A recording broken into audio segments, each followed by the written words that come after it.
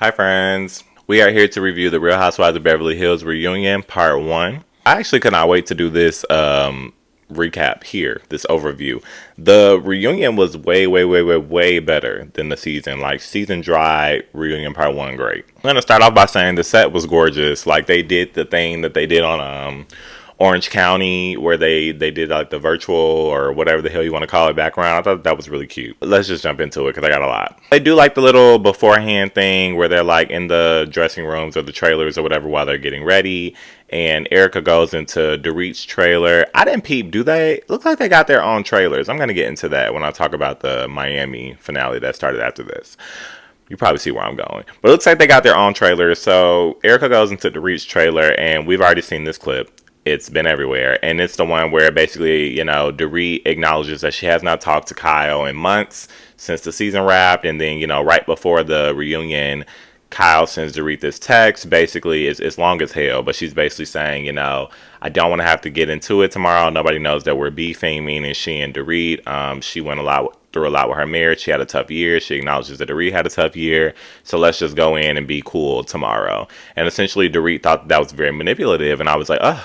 That's very insightful of Dorit because Dorit seems to be up under a lot of people's thumbs on this show, but we'll get into that. So I'm happy that she's like standing up for herself and it's not coming from anybody else. And then Erica even says, she feels like it was manipulative for Kyle to do so. And then we also get like, they said like 100 times the thing that Erica said on Watch What Happens Live, which I actually did watch when it happened, when Erica was saying, I got eviscerated last year, so I feel like Kyle should get eviscerated. It should be fair. And I feel like she was just alluding to the fact that Kyle was not being forthcoming on the season. She did not share. We all saw it. Erica saw it. So I appreciate that she was calling that out. So T before the reunion even starts. Boom. Let's get started. I'll definitely say I typically don't talk about looks. Like I know sometimes people do. I like to watch them, like the reviews where they talk about the reunion looks, but I just don't. I don't have the time. But I will say I did want to make a note because when they dropped the cast photo on Twitter, I was like, meh. I think were my exact words because as a cohesive, they look terrible. And I don't know if it's both. They as a cohesive they look terrible, period. But it's my bias because or what I'm used to because they usually do cohesive looks across all franchises or across the franchise. And so I'm like, but whatever. Individually, my point was they looked good. I thought they all looked good. Like I honestly didn't have anything bad to say. I didn't really like Annemarie's look, and that's not because I don't really care for Annemarie, but we'll get into that as well. But because there are other people on this cast I don't really care for. But everybody looked good to me, and I really liked Erica's hair. Like I don't know why, but I did. And Crystal's mug, like I don't know, like makeup or something. Like I don't know, but she looked really good in the face. So yeah, I really love that we started off the bad like with the tea. Like it wasn't cushiony. Like one of my biggest things with reunions and what I felt like was going to happen with this reunion is they'll pedal us into it and we kind of like, how are you for 20 minutes and then we don't talk about anything and we get this cliffhanger, but we jump right into it. We're already talking about the eviscerated comment that Erica made. Like I said, they talked about it 100 times, but we're talking about it on the main stage during the reunion, so I appreciate that. But it was interesting that and I mean Kyle did this last season, but she's not really holding Erica accountable to this statement. And I don't mean hold Erica accountable as if I think Erica's wrong, because I think she's 100% right. But Kyle, who takes offense to everything selectively, is just like, I didn't take it personally. Like, I know where she's coming from. It wasn't really about me. It was just in general. But no, it was exactly about you. So I don't know if Erica spun that and got out of that, or if Kyle just kind of made that up for a confirmation bias so that she didn't have to be mad at Erica. Like, and I say she did this last season because she didn't get mad at Erica or Renna for their attacks against Kathy, because Kyle latches on to people and she can't be mad at her allies. She needs somebody to stay on her team. So she's already beefing with Dorit. She's not really cool with anybody else on the cast. So now she can't lose Erica too. So she kind of lets Erica slide with that. And I think that's so interesting. And I love that Dorit kind of slid in there because she's like, she thought that was interesting as well. And Dorit's like, well, while we're talking about headlines, like, girl, you basically said that I exaggerated our friendship, because, Dorit's whole thing was she barely did anything this season, but we'll talk about that. And that's no shade to her. That's a point to the Kyle thing. She brought up the fact that, you know, there was something different going on with Kyle towards the very beginning of the season. We never really heard about it again. And to support her claim, she was just saying, like, you know, we used to do couples trips together and we haven't done that in a very long time. And the last time we went on one was Morgan was there, ironically. And Kyle spun that in the press and was just like, basically, she exaggerated it. Like, we don't really hang out outside of the show, which she kind of mirrored on this reunion. And I thought that was interesting as well. So it's just my opinion that Dorit really didn't do anything to Kyle. And Kyle specifically is saying what she's upset with Dorit about, which I love that we got this context so we can pick it the hell apart because it's all bullshit. She says two things. She says she didn't like that as a friend, Dorit was asking her about her marriage on camera. And my whole thing is, you know what show we're on, right? I'm not even going to ask rhetorical questions. You know exactly what show we're on. You're considered the anchor of this show. I believe she's the longest running on this show. She's an OG. So you acting like your friend can't ask you about your relationship. And also, it's not as if you weren't talking about it. Like, you were talking around it. She kept saying, oh, we're going through so much. We're having the toughest year that we've ever had. She said it on episode 1. And it's all through the press. So it's not like it wasn't prompted. She's acting like, not even acting like, because I don't even think she believes that, but her stronger argument would be to say that Dorit came out of the blue on the show and was talking about her marriage, but that's not what happened. Like, there was already something occurring, and Dorit was asking her. And also to that point, and I say this all the time, that's what you do on the show. That's your job. And you can understand the conflict of when somebody else brings it up on the show that you may not be close to. Therefore, you would want a friend to be able to come to you maybe in a softer, more kiki tone or a more comfortable tone and ask you about it. And I felt like that's what was happening with Dorit. It felt like it was smart to have Dorit do it. It felt like that was the plan, to be honest. But she's upset with Dorit for that. That's reason one, and that's bullshit. Reason two is so crazy, and she feels some type of way, and she literally spun this right through. She feels some type of way that Dorit made the comment that basically she was replaced by Morgan in Kyle's life. And Kyle spins it to say, like, you know, you said that on purpose because you knew it was going to cause a frenzy in the media. As I just stated, everything about Kyle and Morgan was already a frenzy in the media. And then the show started. So we're talking about what's already occurring. So what the hell is Kyle talking about? Like, she can't possibly believe that. And then that's such a, like, Dorit was definitely standing up for herself, but I wish she got a little more into it because that's such a slap in the face and an insult to my intelligence because you're talking about what's going to cause a frenzy in the media as it pertains to Morgan, and you've brought Morgan on this show with absolutely no context. All of a sudden, Morgan's here. And not only that, you're tattooing your initial on her arm. And you guys are playing into this narrative. And then she was just at Watch What Happens Live to you with her hand on the nape of your back. So I'm just like, what? Like, that really would have pissed me off. But I guess, thank God, Dorit is a much more patient woman than I am. So this is definitely the first and only time that I've been on Dorit's side, and like she was literally saying everything that needed to be said, just like I just said. She's like, Kyle, it's been in the media. Like, what are you talking about? And then she also, I mean, she was catching all the strays. Like, even Kyle, like I said, mirroring on this main stage now, like, girl, we're not really that close. Like, how often do we go out off camera? And when Dorit would push back against that point specifically, Kyle didn't even respond. Like, she kind of kept backtracking, and she kept trying to make it about a new thing, and it just, nothing stuck. So definitely team Dorit on that one. Also, I love how we just continue to roll with it. We're getting into all of it immediately, and Dorit brings up the text message, and you can kind of tell. Like, I was gagging. Like, I don't know if people caught the magnitude of it because we had gotten a clip and it had been all over social media, and then we just talked about it in the trailers. But this is being brought up on the main stage while the reunion is happening in front of Andy. So that means we got to go into it, and it's being brought up in front of all the ladies. So now we're going to get everybody's perspective. So that's a big deal. I couldn't believe that Dorit took that swing, and I thought it was fantastic. You could tell that Kyle was definitely thrown off guard by it, and Kyle kind of like swindled through it. She didn't really get necessarily held accountable for it. Like what could she really say? I feel like everybody knows the proof is in the pudding. But, you know, basically, I like that Dorit still stuck it to her and said, girl, it was manipulative. And again, I'm glad that she's saying these things up front. And I'm like, you can't necessarily take that away from her. Even if you don't like Dorit, and even if you didn't want to agree with her, it was interesting because Erica, who is Kyle's main alliance, said it already. So It was manipulative. We get into the whole Garcelle and Dorit thing, and I didn't recap a lot of those episodes, so I'm glad we get to talk about it now. But it was the whole thing where Garcelle was talking about not being comfortable talking about her son, and basically it was kind of like the montage. That's what I liked. It was a montage of everything that went wrong with Dorit and Garcelle this season. During the season, it felt very dragged out, so it was nice to get a condensed version here and be able to have a conversation about it. Fantastic. And basically, Dorit's standpoint is that Garcelle was holding on to a grudge with her, and specifically as it pertains to the kids thing. And I'm not understanding why Dorit can't understand girl. Like, and we peeped it last season when it happened. Like, literally the situation happened where Erica told him to F off or whatever the heck she said. And then at the end of either the episode or the season is literally, and I'm so happy they played this clip.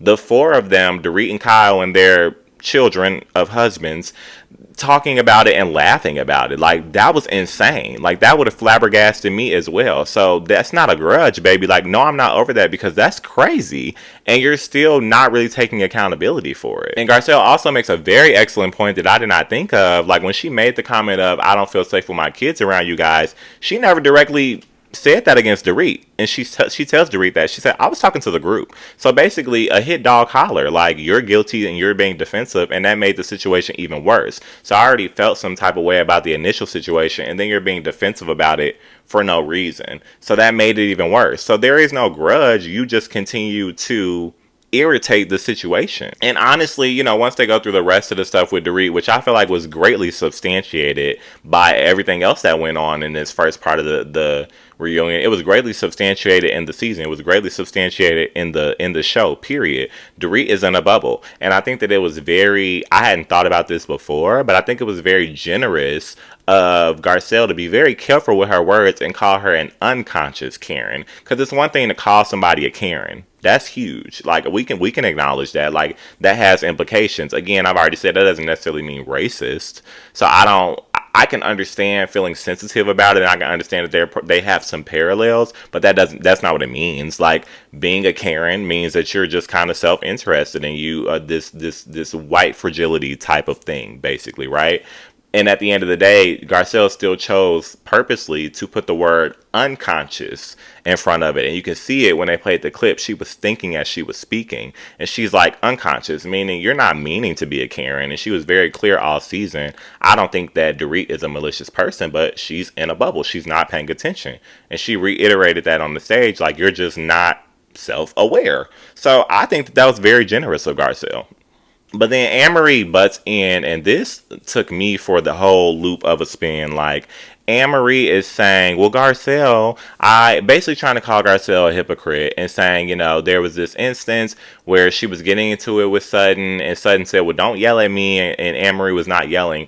I remember this because there was talk on Twitter about it, and people saying that Sutton was exhibiting some microaggressions because she said that Annemarie was yelling, Annemarie was not yelling.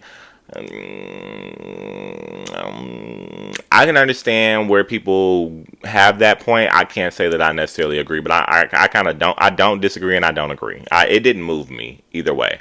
Whatever, though. She's using that as an example to say, you know, when that happened, you didn't stand up for me. And I kind of wish that Garcelle, even though she was cutting in as Annemarie was going, Annemarie did the I'm still talking, whatever, as she was belaboring a point and being very long-winded, but we'll get into that as well. I wish that Garcelle would have said to her, girl, she did get in and say you could have defended yourself, but also let's really digest what's going on here. You are trying to discredit Garcelle's point about being a black woman versus Dorit. You're trying to be on Dorit's side of the things, and you're a black woman, but you're kind of spinning that and trying to weaponize it to say, well, I'm another black woman in the group. Like, why didn't you stand up for me? While you're doing that, though, you're trying to discredit another black woman. So you already lost on that point. And then second of all, the Dorit and Garcelle situation, when that happened, you didn't stand up for Garcelle. So where's the obligation for Garcelle to stand up for you? Like, so those two things are not parallel. They have nothing to do with either one of each other. So that makes me just like, Annemarie's just not smart. She's just not. And that really put a terrible taste in my mouth that you would, since we're going to play the I'm another black woman card, that one black woman to another black woman of two black women on this show would discredit another black woman at their expense just to, like, you know, amp a point up that they don't actually have. I thought that was weird, and it was in direct support of somebody who had offended Garcelle on the basically a stance of race. The way it kind of spun around and she was discrediting her, I just thought that was pretty. It was pretty gross and it was pretty losery. And from that, I just felt like Annemarie could have kept her mouth closed for the rest of the reunion. I think that my point is substantiated by the fact that Andy said nothing about it. He's like, okay, well, let's get back to the Dorit and Garcelle because that's what we were actually talking about. Dorit's point gets even worse because they point out something I had no idea of, and I love to learn new things, like great reunion, that she had made two posts, Garcelle kept saying 2 times, joking about being in a bubble, basically doubling down on what the issue was that Garcelle is saying, but kind of then, like, it kind of feels like gaslighting Garcelle then, and saying, like, well, you shouldn't say that about me, and calling me a Karen is like calling me racist, this is terrible, like, why would you say that, but then you're making jokes about it and saying, oh, my bubble, my bubble, my bubble, on social media. Like, that means that you're kind of doubling down. You're kind of calling me an idiot. So, and then it was just so funny and how Andy was cracking up at this. Like, girl, you really don't get it. Like, Dorit, you really don't get it. We end that segment with Dorit basically asking Garcelle, like, do you even like me? Garcelle's like, sometimes. And she's like, do you have a problem with me? And Garcelle's like, there's definitely something there. Like, definitely. I love how blatantly honest Garcelle was being, because there was a lot of discourse with the whole Garcelle and Dorit thing all season, because people love to be like, why do you have to bring race into it? Why do you have to bring race into it? And we won't even get into that. We don't even have the time. We don't even have the gigabytes to get into that conversation. Point is, Garcelle is being honest. Like, yeah, okay, everybody's like, oh, she just has something against Dorit. Yeah, they don't get along. But guess what? It's because of Dorit. There is an issue there, but guess what? It's because of Dorit. And it's evidenced by the rest of this reunion. And like I said, the entire show. But she asks, Garcelle basically, do you want to have a relationship? Finally, that was like the final question. And Garcelle's like, I don't know, girl, I don't know. So I appreciate that honesty. And then from a people standpoint, and then from a show standpoint, it's dynamics. What do I always say is dynamics. So that makes me excited to see what's going to happen next season. You need stuff like that. It was in this weird part that I didn't necessarily follow. I needed a break after all of that, honey. And they were kind of asking Kyle about, they talked about a lot of stuff in this mix of like a transitional thing, but they asked Kyle about dating and would she date women? And she said, who knows what will happen? A very like pageant-esque answer. And Sutton's like, well, just so you know, everybody would support you, nobody would care. I thought that was a nice moment, even though okay. She kind of said something similar during the season, so whatever. When we come back, I thought it was really weird initially to have a segment about Amber. It felt like each lady got a segment, which I actually did really like, and it felt very organized, and it felt like it worked and it flowed. But I thought it was really weird to have a segment for Annemarie because she just didn't really have a contribution this season. However, we obviously did learn about the passing of her mom, which is extremely unfortunate, and I'm sorry to hear that, of course. And so that makes me wonder, and it happened, I guess, they didn't really give a timeline, but she was dealing with it during the season. So I am interested we can make assumptions, of course, but I'm interested to hear and to know, like, what type of impact that had on her. And I don't necessarily feel like, oh my gosh, she didn't share it with the group and she didn't share it on the show. That's very serious. But I'm just saying, I feel like, and I won't even say like, oh, she should have shared it. But in the future, if she's to come back, which we can discuss as well, I think she should come back, even though she's annoying. I'll just say it now. She's annoying and we may not like her. And I know we have this culture of get rid of her, blah, blah, blah, blah. But she's polarizing and she causes a lot of conversation. So I would never say that she needs to leave the show. That being said, if she is to come back, I will be interested to hear, how that kind of impacted her decision making and her dynamics in the group and her emotions. I think that would, I'm interested to know that. Those things aside, it did feel like, I like that they were pointing out the discourse about Annemarie, right? Like, I feel like everything that was discussed on social media has obviously been seen. And typically, I feel like they see that stuff about the season anyway. They meaning, like, the powers that be, including Andy. But typically, they'll address it, no kind of dance around it because they feel like they have to, is what it seems like. It kind of feels like a here, dang type of thing. Like, look, we talked about it, let's move on. This felt like, no, let's really talk about this. And, Andy brought up her husband rating her 8.5 thing, and she kind of chucked it up to, oh, we joke around in the house, it's not a big deal. And I'm like, okay, fine. Like honestly, that's low hanging fruit anyway. Like we don't know your marriage, maybe y'all do. So fine. Like I feel like that's a weak read anyway, girl. If you want to be an 8.5 to your man, be an 8.5. There's more to read her for. Andy also asked her about like he directly says like there was, you know, obviously there were people that cared for you and thought you were opinionated, which was great, which is what I think. Honestly, what he just described is exactly how I feel about Annemarie.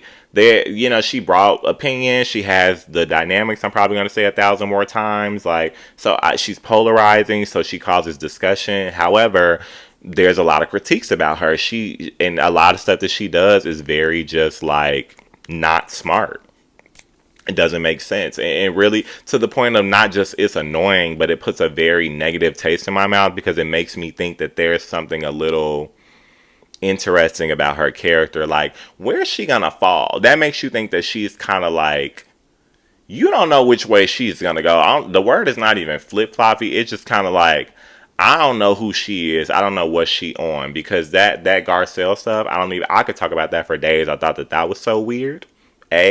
But then even the stuff to hear it now, not as drawn out as it was in the season, how she, you know, insinuated that Sutton had an eating disorder and she was covering it up with this small esophagus thing, and then lied and said that Crystal was the one that said that, you know, she had the eating disorder, and then the whole discrepancy about her job title, which we kind of skated over because it is very stupid and we're not going to get a clear answer because it's a he say, she say, and it's a conversation that happened between she and Crystal off camera before the show.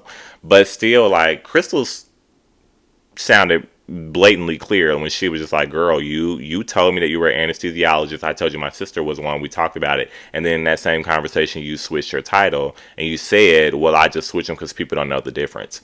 That's extremely believable, and it makes perfect sense to me. So her doing weird stuff like that combination of the things, again, very, you know, good for the show.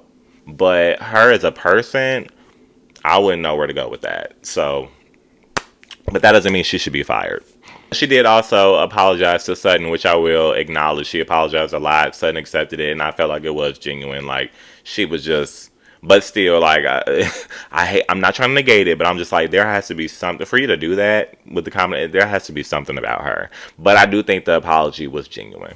We then move on to the whole thing about Crystal, you know, not speaking up and how that was kind of a storyline. And it felt so much better, again, to have it just condensed the way that they did it in this reunion and not sprawled out for no reason. And also, but what was weird is that they kind of combined two things that I feel like was kind of a mischaracterization, but I wasn't there. But they basically say, because Andy asked her and he's like, you know, you don't speak up in the group because you're distracted by how skinny the ladies are. I feel like that's a reason, but that's not all of it.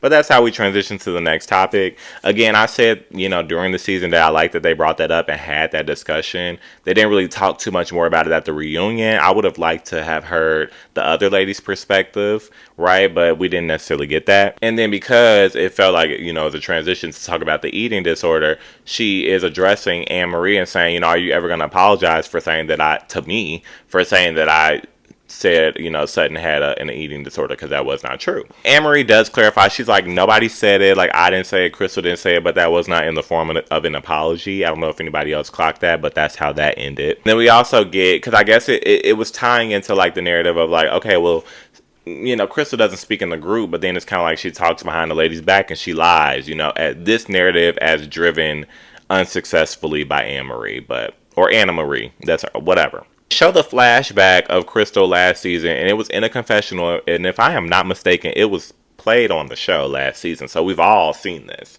And this was my standpoint when I saw it during the season when they did it, and now during the reunion. I've always felt this way. When they played the clip, you know, I guess to prove that Crystal does talk, and specifically that she called the ladies uneducated before, it was a clip where she was kind of like kikiing. I don't remember the context of when she did that.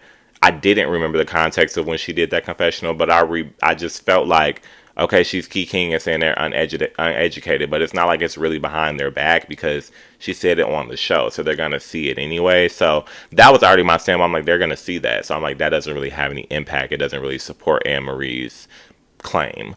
And then it was described like that on the reunion. So I was like, okay, great. Because basically all the ladies was like, including Erica, mostly Erica, she's like, we already knew that. Like, we knew she said that. And Kyle was like, yeah, I think that was in reference to what she was saying last season when she would like say words are too big for us. Like, that was something that happened last season, right? They gave me the context that I didn't remember, but I knew that it didn't support the claim. So we move on from that as well. Another flop for Annemarie. You would have thought, too, that that was going to be a big storyline, right? Like Crystal calling the girl stupid. You see how quickly she got up out of there?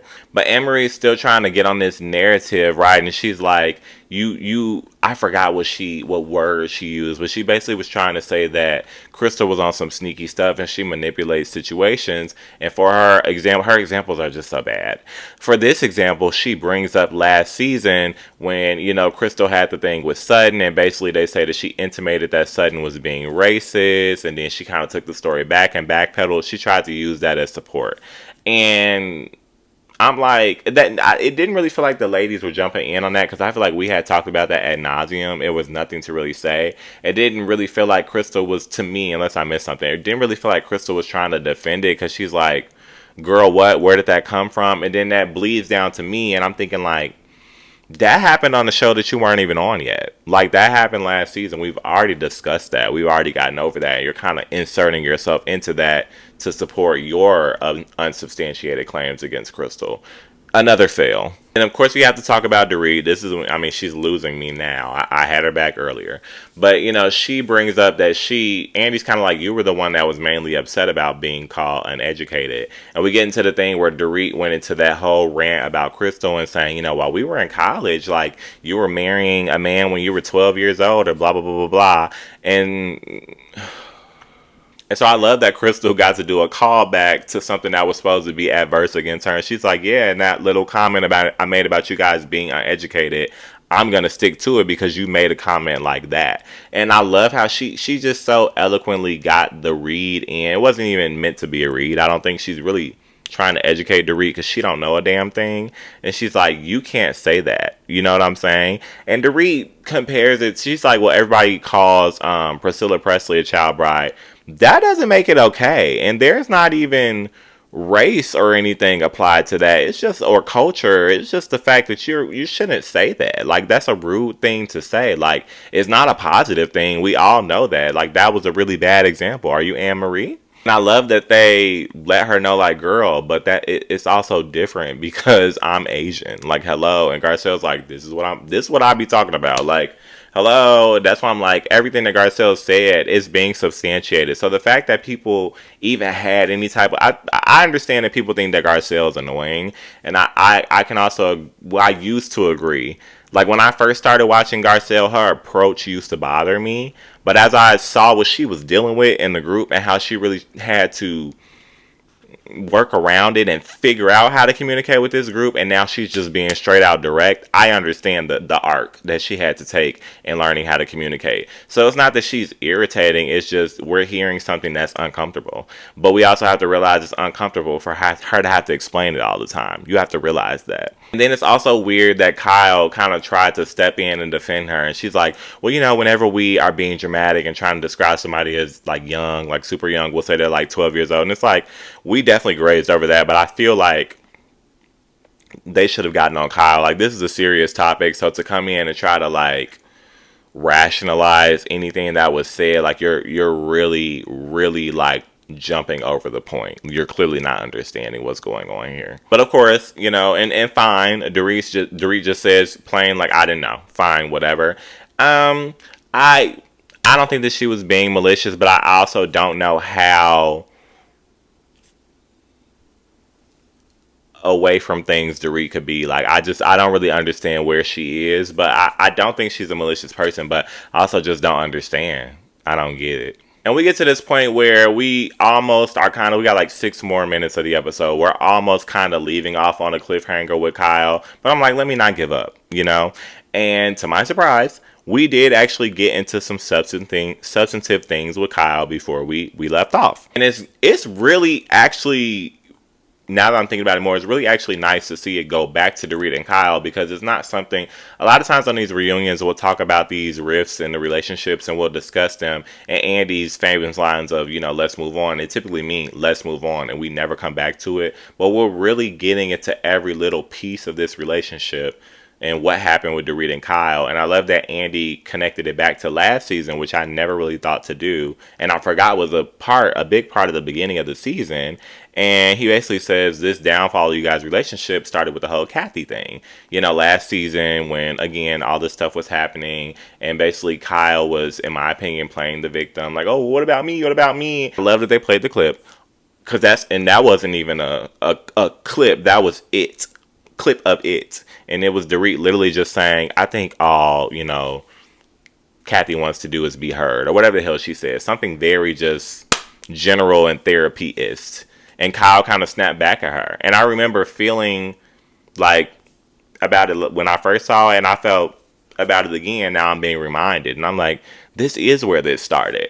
And they get into this discussion, which was so interesting, because Dorit's like, girl, I have a separate, just like Sutton had to explain, I have a separate relationship with Kathy than I have with you. So I'm obviously going to have, I'm not going to just jump in and pick a side on that. Like, I'm going to be honest. I'm going to have an opinion about it. I'm going to hear both sides. But now, Kyle, think about where she came from the beginning of the episode, and I wish this had been pointed out. She's talking about, but you're closer to me. Like, you're closer to me, so basically your loyalty should have been to me. You were just telling Dorit at the beginning of the episode that y'all ain't that cool. That she exaggerated the relationship. That's what you just told her. You said, you literally asked her to embarrass her. You literally said, how many times do we go out for lunch where the cameras are not rolling? But now you guys are so close that she has to stick up for you against Kathy? What's going on here? And she kind of ends by saying, which showed her insecurity, showed the real issue. Kyle's never going to tell you the real issue, but if you let her talk long enough, you'll realize it. And she's like, basically everybody, I'm over here hurting, but everybody was like rooting for Kathy. Like the audience and the viewers rooting for Kathy. And it felt like Dorit just wanted to be on that side of the viewers. And just like Dorit said, not verbatim, because I don't remember what the exact words were, but that was insane. Like, what? Girl, like, you're bringing the viewers into this now? You're basically saying Dorit went on Twitter and was like, what do they think about Kyle? Took a poll. Watch What Happens Live poll. Kyle or Kathy? And Kathy won, and Dorit was like, okay, let me go champion for the audience at the reunion. Girl, what? Like, it never even went that far. She literally just said, hey, maybe hear Kathy out a little bit. And I understand, like, okay, maybe she has strong opinions about the Kathy situation when you guys kikied on the phone or on Facebook or whatever you guys do. But again, first of all, to your point, y'all ain't that close. And second of all, that's a kiki and a cackle on the phone. Like, girl, if we get here and y'all are having a conversation, which is what was happening, you guys are having a conversation and reaching an impasse, which is what happened, and I'm just trying to jump in as friends of both of you and say, hey, maybe just hear her out a little bit, because you're crying for the whole 3 parts of this reunion and making the whole thing about you. Maybe hear Kathy a little bit, and that pissed you off? Somebody that's not even that close to you? That's crazy. That being said, I really, really, really enjoyed the first part of the reunion. I feel like we hit all the spots. There was no lingering. There was really no, like, filler stuff. So it makes me interested to see what's going to happen in the next 2 parts. And obviously, I know we're going to get into Kyle. And I think I would like to see them break down the Erica stuff now that it's being condensed again. I feel like everything, now that it's being condensed down, it's not being spread out between this overly too long season with a lot of filler nothings. It's fantastic. I'm having a great time. So I'll see you in the next one.